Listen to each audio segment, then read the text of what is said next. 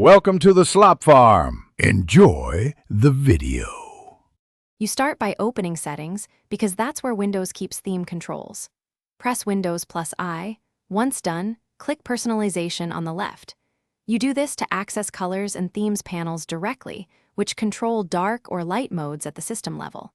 Make sure to note any custom accents or high contrast settings before you change them, because switching themes can override those.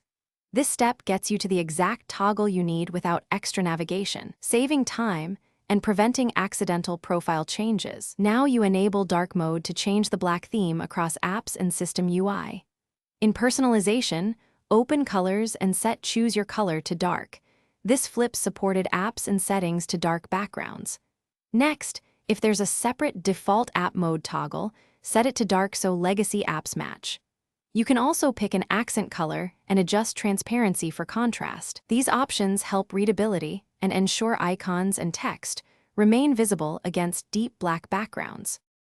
Finish by checking individual apps because some have their own theme settings.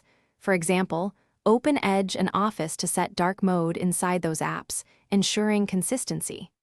Once done, restart your laptop if changes don't apply.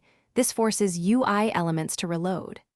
If you see contrast issues or small text problems, revert the setting and reapply gradually.